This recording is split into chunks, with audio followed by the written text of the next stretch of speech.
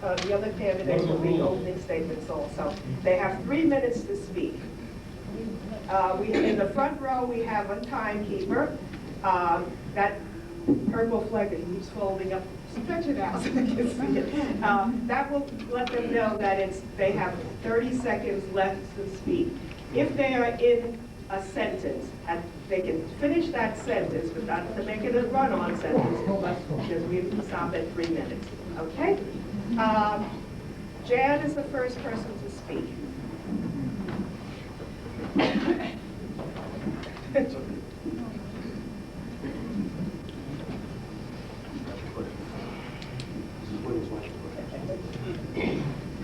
Thank you. I just want to thank the homeowners for sponsoring this debate and Ms. Williams from the League of Women Voters for moderating. I'm Jan Goldberg. I'm a councilman. I'm council president this year, and I'm seeking another 3-year term for re-election. It's hard to believe that it's been 3 years since we did this the last time. Time just goes so fast. And for a lot of you recall, we spoke last time about the possibility that we weren't getting enough state aid because of some report that they were using that we thought that was incorrect. Well, I promised that I would go to Trenton, and along with our mayor, Mark Sokolich, we did, and we went to community affairs, and we were told that the report had nothing to do with community, with aid. But what they did tell us is when we spoke about extraordinary aid and our position next to the bridge and all the extra expenses that our municipality has to incur because of our location, the response to us was, well, Fort Lee has a real strong balance sheet, there's no way you're going to get any extra aid. We were a little dumbfounded by that statement, but as we were going home, we were kind of pleased to know that the state thought so highly of Fort Lee and the financial stability of the borough. This past year has been extremely challenging for everybody, for all officials. A combination of expense caps, levy caps have resulted in many municipalities cutting back on services, reducing hours of operation of the government, furloughing employees, and layoffs. Through sound economic planning, cooperation of the majority of our units, and hard work by the mayor and council, borough management, and department heads, I am pleased to report that Fort Lee has no cutbacks. There's no cutbacks in service, no reduced hours of operation, there have been no furloughs or no layoffs. Our services remain intact. Our free bus service is intact. Community service activities are thriving. The library remains open 7 days a week. The senior center remains fully funded. And the Film Commission and Recreation Department continue to present a full schedule of music and film. Through an aggressive campaign, we have been able to secure grants that allow us to pave and fix our infrastructure and upgrade the Little League field on Anderson Avenue. The work on the Anderson Avenue field, by the way, was very professionally completed by our DPW employees, who saved us hundreds of thousands of dollars. And for 2010, I'm happy to report that the budget that we passed is actually less than it was in 2009. The Fort Lee Mayor and Council have reduced the long-term debt, our bonding, by $18 million over 3 years, which resulted in a reduction of interest and principal to this budget of over $1 million. We've also kept our promise made in 2008 of a hiring freeze. The exceptions to these freezes are for safety, state statute, and safety, as I said. We've reduced the number of employees by 40 positions. We've consolidated positions, and we're very proud of our illness recovery system, which will generate $900,000. I see my time is almost up. I look forward to exchanging ideas, and I look forward to the questions that we're going to receive. Thank you. Thank you. My name is Martha Cohen, and I have never before been in politics. I'm a resident of Fort Lee for over 20 years, a mom with a child in the public schools, active in the PTA and in my synagogue, a neighbor, an accomplished television executive, and I care about our community. Running for Borough Council was not in my life plan, but Fort Lee needs people who aren't career politicians to bring real-world experience, true transparency, accountability, and plain old common sense back into the halls of local government. We need to take control and remind those in office that government serves the people don't serve the government. Fort Lee is known for its movie history, but we need to remember that it is here in Monument Park during the Revolutionary War that Thomas Paine penned the famous line, "These are the times that try men's souls." Well, that line could have been written today. And as in those times, we need to send a powerful message this election that there will be no more business as usual, that every penny of our taxes the council spends is not theirs, but ours. And that means our elected officials need to be responsive to all of us, not just a select few. I've heard so many stories during my campaign, particularly as I walk door to door meeting you, the people of Fort Lee, and how your struggle is being ignored by the incumbents as they continue to raise our taxes, even as our income declines, as does the value of our homes. As reported in the record in March, home sale prices went down 15% from 2008 to 2009, yet our incumbents still increased our taxes. Did you know that according to the 2009 estimates from the U.S. Census Bureau, from 2000 to 2009, our population increased 1.7%, yet our municipal budget increased 62%. Do you really think this would have happened if we didn't have one-party rule all these years? We need economic revitalization for Fort Lee. We are once again embroiled in a lawsuit on the Centurion property, more legal bills to burden the taxpayer provided by our incumbents. We need to look beyond pinning our hopes on one project and have common sense development for the entire borough that balances the needs of the community and positions us for the future. I love Fort Lee. It's an incredibly special place that has fallen into obvious decline. But I believe we can turn it around if we act now. I'm a listener and not afraid to ask hard questions. I'm an independent thinker. I spent over 25 years in the very competitive television industry, where budgets are tight and resources are finite, yet deadlines must be met and the final product must be first rate and achieve all objectives to succeed. With this type of background, I know we can revitalize Fort Lee with new voices and new thinking. It's time you have someone open to your ideas and expertise. My opponents have lost touch and don't understand you. I am you. We need to do better. There are no excuses. Thank you.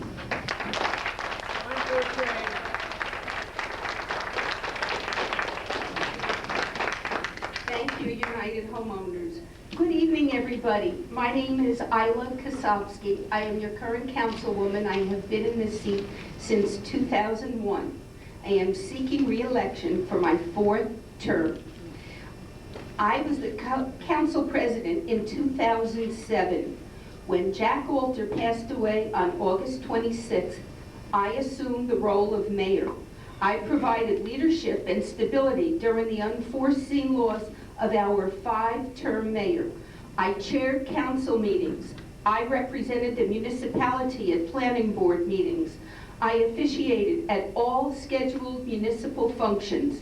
I personally answered all correspondence for the mayor, and I initiated continuous correspondence with then Commissioner Joe Doria in Trenton to oppose retrofitting sprinkler system in high-rises, which would have cost each owner at least $3,000 to $4,000 per unit. I also want to tell you a little personal history about myself and Fort Lee. I moved here in 1989, but I used to come here in the 70s. I had a college friend who moved to Mid-South, so I used to visit her. I bought my baby furniture at American Baby Carriage on Lemoyne Avenue. I bought my bridal dress at a store called Marlene's Golden Hanger in Fort Lee in 1978. So I have a long-term history with Fort Lee. We arrived in time for my daughter to enter Fort Lee's School 2 and go to the middle school and graduate in 1998 from Fort Lee High, a school system we are all very proud of. We are the gateway into New York. The pride I feel living in this community is what makes me alive. We are a unique mix of urban and suburban. It has been important to me to see it cared for and prosper. I live and work here since 1989, and it is my involvement as a single woman and mother that has given me a practical understanding of human needs and business necessities through these past 9 years. I have been privileged to have been part of both agendas.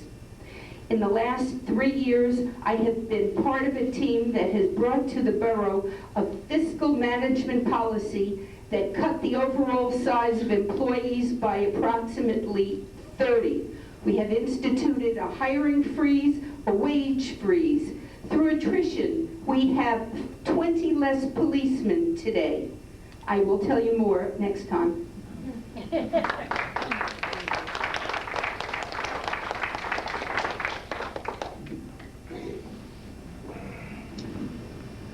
Thank you all for coming tonight. My name is John Crichot, and I'm a candidate for Fort Lee Council. I'm a 37-year resident of Fort Lee and a former councilman. I also served on the Fort Lee Planning Board and the Fort Lee Zoning Board of Adjustment as secretary. I am past president of Fort Lee Unico, which is an Italian-American service organization. I'm a former member of the Fort Lee Lions Club and this organization, the Fort Lee Homeowners Association. I currently serve as the president of the Camelot Condominium Association in Cliffside Park. I was endorsed for my council run by this organization in 1994. To my memory, that was the only time that this organization has ever endorsed a candidate. I live, work, play, and attend church in Fort Lee. I'm a Fort Lee guy. During my term as councilman, I was instrumental in the funding, planning, and building of the state-of-the-art police station, of course, along with our other council people. We did this within 10% of the budget, as opposed to the community center built under their watch, which was closer to 22% over budget.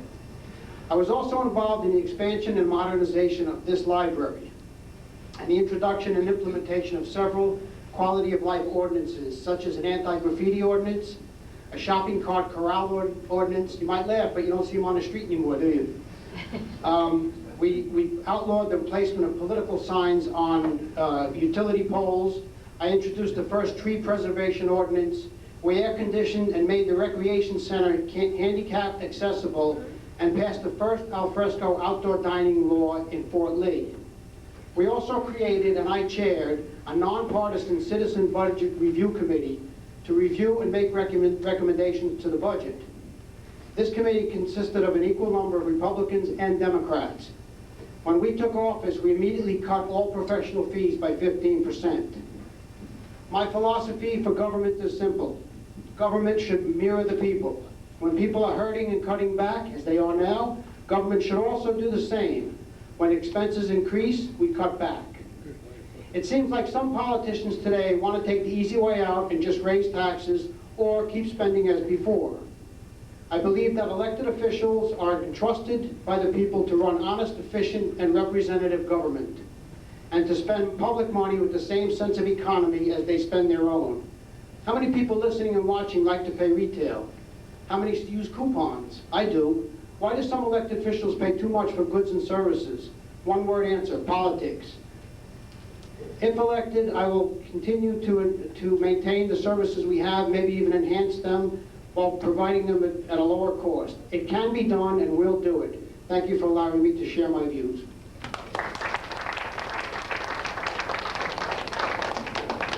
Okay, we finished our first round with the introductions.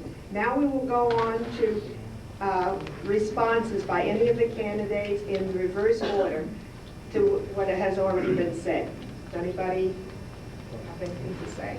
Oh, I do. We're going back to the other one. No, we're going in reverse order. Okay, well, I was first, so I should go last then, right? No, Christoph.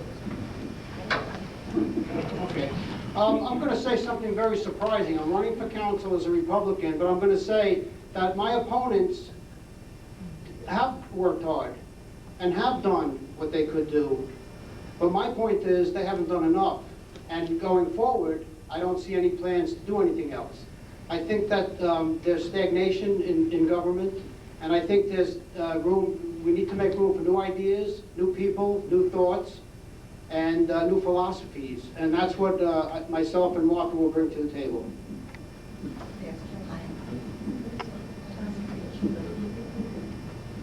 Thank you. A lot of municipalities are in dire straits. We controlled our spending. The 0.6% budget increase this year is remarkable. One of the biggest increases in the municipal budget for 2010 is health benefits. They jumped $1.1 million, and the pension payment increased $150,000, while negotiated and contractual obligation climbed approximately $600,000. These are fixed contractual expenses that cannot be cut. We took care of sewer emergencies, upkeep on road. We fixed sewers and roads.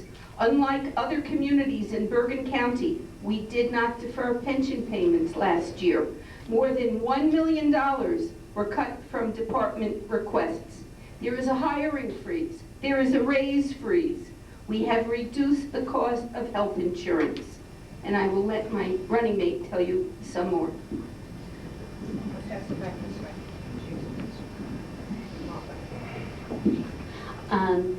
I think that's great, but I think that's our job. Here on the council, I think that's the job, to keep us in budget, to hopefully cut budgets when people are hurting, and we know that everybody's hurting now.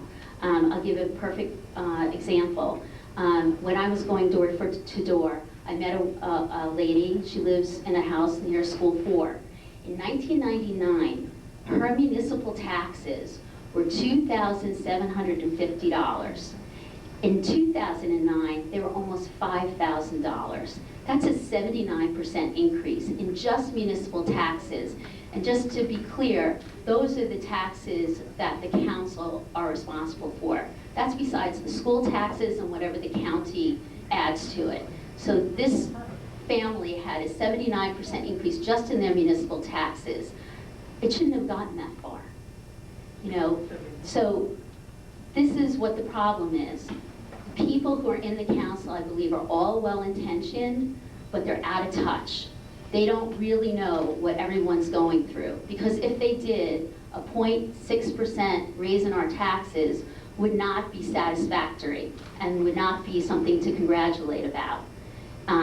We need to have a real good look at what's being done. The other thing is, I think it's great that the overall budget is $400,000 less, and I congratulate the council for that. But it's interesting that that if you looked at the reserve for uncollected taxes, last year it was $1.9 million, which was used, completely used. This year in the budget, it's $1.5 million. So I just think that's an interesting point to share.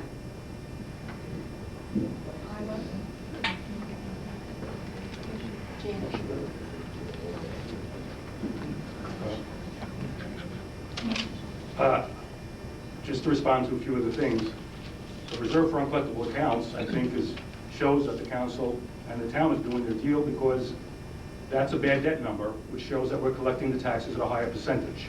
So I don't hold that against you, because I know you're inexperienced and you haven't been around in the politics arena, but just so you know, a reduction of reserve is good for the town. Second of all, as far as Centuria, there is a lawsuit. But just so we take the whole story out, the lawsuit is for the developer to be picked as a developer, not a monetary lawsuit. So there's no money involved, it's legal fees. Anybody who was at those meetings and saw the presentations that were made and didn't think somebody was going to sue us because they were unhappy was very naive. We expected a lawsuit, we know what's happening. I can report to you that there are negotiations going on, and what will happen with that property will be what we expect, something that will be beneficial to the borough of Fort Lee. Now, as far as the police station, John, I'm sorry, and I'm sorry that we have to start this so early, but I ran the year that you started the police station, and what you did is you ran to bond the police station, even though it was in the wrong place at the wrong time. You bonded $4.7 million. That was for the construction. That had nothing to do with anything that went on the inside. That police station ended up costing us $8.2 million, and because the bond was issued by the people in power at that time, which was your party, we had to go forward with it. It was not the right place for it. I still maintain it's not the right place for it. It should have been closer to the bridge. So for you to take responsibility for something being on budget that shouldn't have been there in the first place, that you bonded and locked everybody else into, I think is not being very truthful. Thank you. Now we're having another response to the responses. And this you only get 1 minute to do. In 1993, the police station that was located on Inwood Terrace had a fuel leak. I hate to bring up ancient history, but I'm going to give Well, you're in then, okay. so I think you should. Okay, no, I ran in 94. Okay. The police had to leave the police station because the soil was contaminated with fuel. They were put into a high-rise building on Route 4, believe it or not, on the 3rd floor. It was a totally illegal police station. The public couldn't get there. They had no holding cells, and it was just a terrible, and the police were miserable there. We came into office and we bonded, as you said, that's true, $4.7 million, a building that his party bought in 1990 to put a police station there, and then decided, well, that's not a good place for a police station. let's just make it a recycling dump. And they started recycling there. We needed a police station, we had the property, we bonded the money, we did it. We built the police station. If you go there now, there's a state-of-the-art police station that's the envy of a lot of the Bergen County police stations in different towns. I don't know what he's talking about, that I'm naive, but I know exactly what I'm talking about. The police station is there, you can just go look at it. And we did come in a little bit over budget, but not as much as the beautiful community center that they built. They came in 22% over budget. Thank you. They didn't even have to swallow Jack, yeah. I know I may be new, but I know that if you spend $1.9 million last year on, as a reserve for uncollected taxes, and you spent, that was the amount of money, then I also know that things are tougher this year, and maybe you shouldn't touch that number. The second thing is that I agree with Isla. I came here in 1989 myself, and downtown Fort Lee was amazing. It had all these great shops and all different kinds of things. You really didn't have to leave Fort Lee for most things, unless you had to go for a specialty. And now we look at Fort Lee, and it's nothing like it used to be. And in fact, there's so many empty storefronts and things that are empty for years. I mean, people are still taking bets on when the Blimpie, which is emblematic of what's going on in downtown Fort Lee, is going to have a tenant. So the vendors, they're voting with their feet. So I think that's sad, and I think that goes to vision in terms of a plan for revitalization.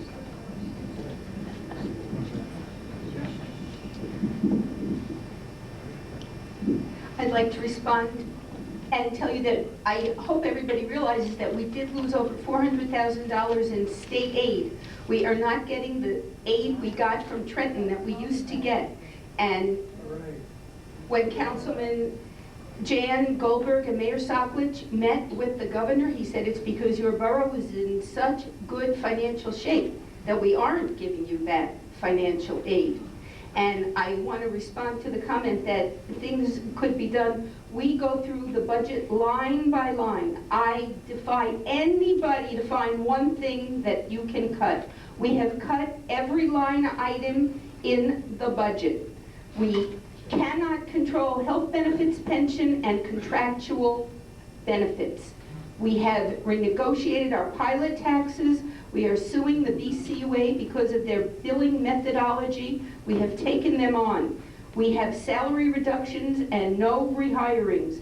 We have an aggressive contract negotiation and an aggressive grant writing team. So there is every effort made by every one of us to save money. There isn't one of us that wants anybody to pay higher taxes. Thank you.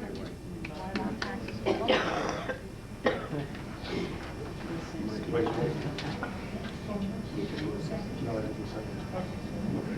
Thank you. As far as revitalization of Main Street, we put a sign ordinance into effect, and you have to remember, we don't own the property on Main Street, and nobody up here owns the property on Main Street. If you own the property on Main Street, you're going to have a lot to do with it. If you add up, if you wanted to make this an area in need of redevelopment, which I guess is what I'm hearing to my left, you would have to bond $45 million just on assessed value.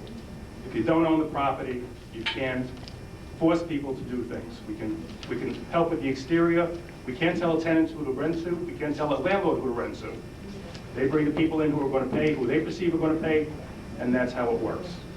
Now, if you were talking about something which I'm in favor of, which would be decking the parking lot through private-public venture, that's another story, because I think that'll help Main Street. So again, if you don't own it, you can't tell people what to put in it. You can't tell them what signs to put up. We can tell them the colors of signs. We can explain to them what we want. As far as the storefront looks like, we can talk about the coverage of the windows. We can't tell them what kind of stores go in. Thank you. Okay. May I have the mic?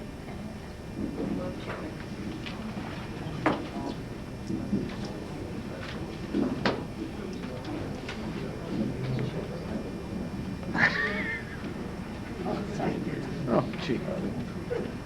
Somebody's going to give me right, our next round of questions from the Homeowners Association. Each candidate has received one copy and they will answer that question. Here's the question. 2 weeks ago, the electorate defeated the school board referendum, and now it appears that the referendum will be revisited probably before the year's end. Leadership requires addressing difficult issues, as we believe this issue is. As a result, it's important that we, the people, get a sense of where our elected officials stand on these important but difficult issues. Can you give us some indication where you stand on this important issue and how or what facts or reasons assisted you to reach that position? Okay. Okay. You know, it's funny because when people talk to me about school, I say, well, I'm just on the municipal side because we have our own headaches. But more and more when I speak to people, they do talk about the school more and more. So, of course, I have a position. And of course, education is important. And of course, if the school needs, we need to do it. If you need to put a roof, if you need to put a boiler, if you need to keep the building safe, if you need to keep, if you need to expand, it's necessary, it has to be done. I had an issue with the way it was presented and the amount, and my number one issue is oversight of the money. I'm very skeptical of government. I'm not in government now, I want to be elected, but I'm very skeptical of government, and can you blame me? Have we been all reading the papers the last 2 years? People supposed to be watching money, and all of a sudden it's gone. My opinion is to bring this back, to do it in smaller portions, and to assure the people that every dollar that we borrow will be spent wisely, and then I'm in full support of it. You're going to pass it down to Jan. My turn again? Goes fast, but only 14. Oh, okay. Okay. I happen to agree with John on this issue. We provided the opportunity for a referendum to be issued by the Board of Education, and it was put in, and it failed. My understanding is that they're coming back with a different proposal, possibly smaller. I'll wait to see what it looks like, but I also agree education is paramount. It's paramount to our property values. It's important to our children's future. And I think that we have to see what comes back. And we also have to remember that the Board of Education is elected. They have a fiduciary responsibility to spend the money. And if they say that they need it, they know more than we do about this issue. And again, I'm looking forward eagerly to see what they come back with. And if there are repairs, as they say, I think that it's important that we pass it. But I will tell you one thing, I would hate to see trailers come into Fort Lee. And I think that'll be the worst thing that can happen to anybody's property value. And having children outside the school provides a unsafe atmosphere, and it doesn't help learning. My wife is a retired school teacher, and when she saw that the referendum was done and some of the things that they were going to use it for, she worked in New York City, and she worked 35 years with a boiler that was generating coal dust. And there are teachers in her school who passed away because of cancer. So, you know, to take this out of hand and just say no, it's not necessary is very unfair, and they deserve a second look. And I applaud them for bringing it back, and I hope that they will give it I hope they will give more information to the electorate when the time comes. Thank you. We had a referendum, the voters spoke. The Board of Ed is going to have another referendum. I think that the number just scared people. That's a very, very large number, and I too was scared. But what I hope